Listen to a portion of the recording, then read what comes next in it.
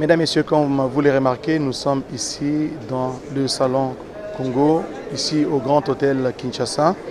Et d'un moment à l'autre, nous allons assister à la cérémonie de clôture du Forum national sur la réforme du système fiscal de la RDC. Vous le savez, 4 jours d'intense activité, soit du 11 au 14 septembre 2017.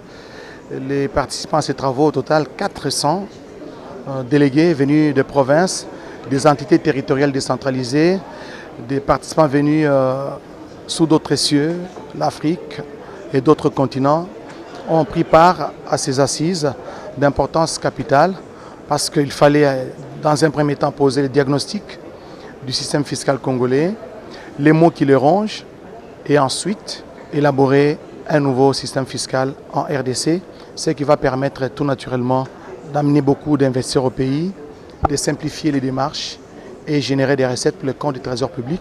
Et comme vous le remarquez, le décor est fin, prêt pour accueillir le membre du gouvernement, le ministre d'État, les vice-premiers ministres, les vice-ministres, qui vont justement clôturer cette grande cérémonie solennellement, une cérémonie qui sera sanctionnée par des résolutions et recommandations qui seront coulées dans un rapport final et une charte d'engagement sera signée par toutes les parties officielles du gouvernement, les entrepreneurs, les commerçants qui sont représentés ici par la Fédération des entreprises du Congo ainsi que la société civile. Et d'un moment à l'autre, nous allons assister donc à la cérémonie de clôture du Forum national sur la réforme du système fiscal en RDC. Je vous convie donc à me suivre. Nous assistons à l'arrivée du vice-premier ministre, ministre de l'Intérieur et Sécurité, Emmanuel Ramazani Shadari, qui est accueilli justement par le ministre des Finances, Ariar Moulang.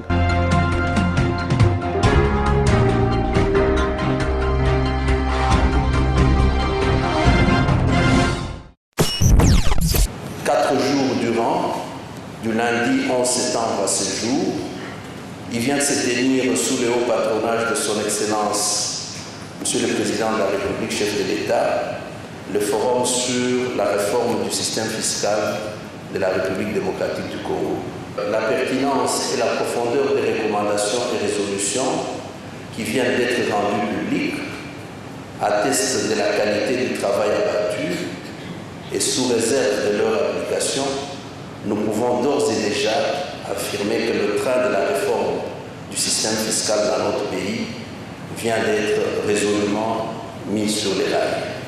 La nouvelle législation fiscale appelée à modifier et à remplacer l'actuelle, jugée complexe, décourageante et peu efficace dans la mobilisation des recettes publiques internes, reposera sur quelques idées phares de la rationalisation des nomenclatures des impôts et taxes à percevoir à l'initiative du pouvoir central et des provinces ainsi que des entités territoriales décentralisées, la révisitation de la nomenclature des actes générateurs de recettes non fiscales du pouvoir central, des provinces et des entités territoriales décentralisées, la globalisation de l'impôt sur les revenus, la suppression de certaines taxes et perceptions sans fondement légal, la rationalisation et la baisse des taux de certains impôts, taxes, droits et redevances, la révisitation des régimes fiscaux d'exception et l'intégration de certaines de leurs dispositions dans le code des impôts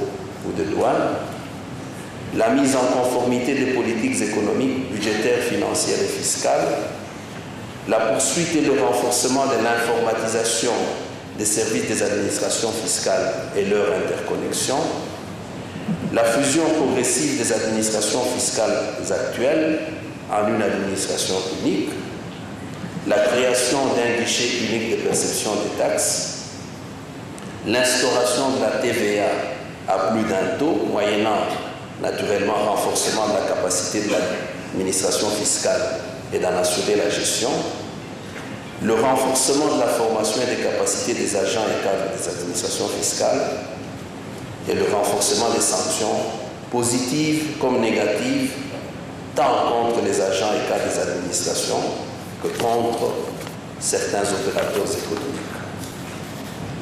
Et la mise en œuvre de ces options comme de toutes les résolutions et propositions issues de ce forum, exige, comme vous pouvez vous en douter, que toutes les parties concernées s'engagent, chacune, à assumer sa part de responsabilité.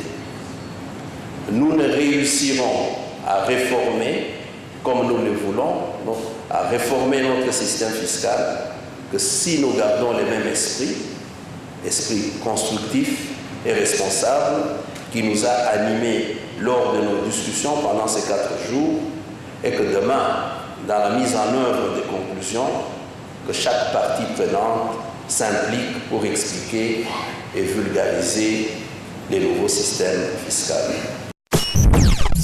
Au nom de son Excellence, Monsieur le Premier ministre, chef du gouvernement, je déclare clos les travaux du Forum national sur la réforme du système fiscal de la République démocratique du Congo. Avoir l'engouement du Forum national sur la réforme du système fiscal en RDC, on dirait que ces forums, les travaux de ces forums étaient beaucoup attendus parce que beaucoup de participants ont réagi. Ils ont réagi sur les droits et taxes dus à l'État, sur l'impôt, sur la redevance, sur tout l'arsenal juridique qui constitue justement le système fiscal en République démocratique du Congo. Je vous convie à suivre quelques-uns. La discussion a été fructueuse. Elle a montré que tout le monde regarde dans la même direction. Tout le monde voudrait que ça change, qu'il y ait moins de fraude, que le climat des affaires soit amélioré et qu'il y ait davantage de recettes pour l'État. Donc on a fait un travail qui consistait à enlever tous les goulots d'étranglement pour permettre à l'État de fructifier ses recettes et permettre disons, au secteur privé de fonctionner sans beaucoup de tracasseries, sans beaucoup de contraintes. Et quels sont ces goulots d'étranglement? Les goulots d'étranglement ont été relevés, par exemple au niveau de la multiplicité de perceptions, la hauteur exagérée de certains droits, certains taux d'impôts ou bien de taxes, etc. Donc le travail qui a été fait, c'est de relever des possibilités d'harmonisation pour que finalement éviter les redondances, les doubles emplois, les éviter, réduire les taux de certains impôts et permettre finalement à l'opérateur privé d'avoir foi en l'État, de venir vers l'État et de commencer à payer ses impôts. Le point fort, c'est le fait que toutes les intelligences se soient mises ensemble pour réfléchir sur le système fiscal congolais actuel. Et le constat est qu'il faut réformer. Tout le monde se plaint. Les opérateurs économiques disent qu'il y a trop de tracasseries, il y a trop de lourdeurs. L'État aussi se plaint. Le système fiscal aujourd'hui ne permet pas à l'État congolais de remplir les caisses de l'État. Tout le monde se plaint. Il fallait réformer de manière à ce que chaque parti trouve son compte. Je pense que c'était l'occasion de pas de tout remettre en cause, mais de revoir tout ce qu'il faut revoir afin que les Congolais retrouvent quand même les conséquences de toutes les potentialités économiques qui égorgent notre pays. On a essayé de ramasser presque tout, puisque même avec les systèmes existants, tout n'est pas mauvais, mais il y a aussi les mentalités, les hommes de ceux qui doivent faire le travail, et il a été aussi prévu certaines dispositions. Et surtout, ce qu'il faut renforcer, c'est la sanction. Devant l'impunité, tous nous sommes vraiment interpellés. Quand ceux qui sont devant les guichets pour percevoir pratiquent la fraude, et leurs chefs qui sont aujourd'hui les régies fiscales sont des complices, et quand le gouvernement ne sanctionne pas tous ceux qui les ont mis pour récolter les recettes de l'État mais qui ne les reversent pas dans les trésors publics, et quand les parlementaires aussi ne sanctionnent pas les membres du gouvernement complices, tous nous sommes interpellés. Et c'est un problème de la nation, tout le monde doit essayer de se remettre en cause. Nous, étant qu'ETD, nous faisons partie de ces instances-là. Nous devons veiller sur nos taxes, nos propres taxes, voir ensemble avec les participants quelles sont les taxes répétées de trop, qu'on les élimine avec notre propre contribution, et quelles sont les taxes qui ne gênent pas, qui sont les nôtres, qui sont là. Mais la simple difficulté pour les ETD, c'est les difficultés de mobilisation des ressources. D'autant plus que l'organe délibérant n'est pas là, alors que la loi dit que non, l'organe délibérant doit fixer les modalités ainsi que les taux. Mais l'absence de l'organe délibérant pour fixer les modalités et les taux nous crée des problèmes. Donc voilà pourquoi vous trouverez que non, la même taxe là est perçue. Par exemple, dans telle commune à autant, dans l'autre à autant. Maintenant, il faut arriver à uniformiser les taux pour qu'on arrive à un seul taux qui est du moins imposable ou payable dans toutes les communes. La spécificité de notre forum, c'est qu'effectivement nous voulons adapter notre administration fiscale au contexte de l'évolution actuelle en réduisant notre fiscalité pour maximiser les recettes. C'est un peu contradictoire. Réduire les taxes et accroître les recettes. Beaucoup de taxes, elles créent la dispersion, elles créent l'évasion parce qu'elles dissimulent les contrôles.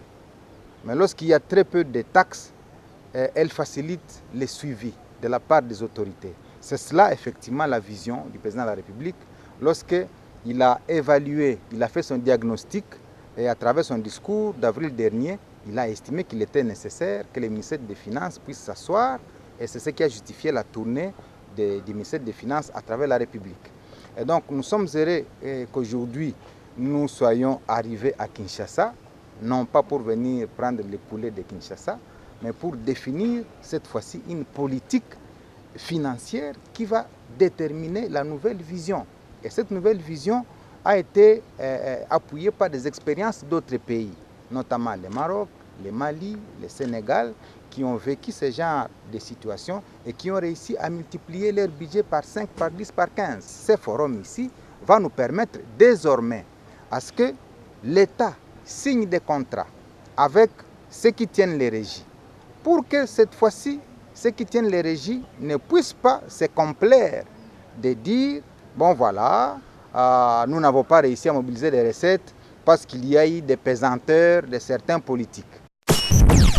Mesdames, Messieurs, merci d'avoir suivi ce magazine consacré sur la réforme du système fiscal de la République démocratique du Congo. 4 jours d'intense activité ici à l'hôtel Pullman de Kinshasa. Eh bien, la RDC s'est engagée sur la voie de l'élaboration du nouveau système fiscal qui soit souple, attractif et capable de générer des recettes pour les comptes du Trésor public. Merci et au revoir.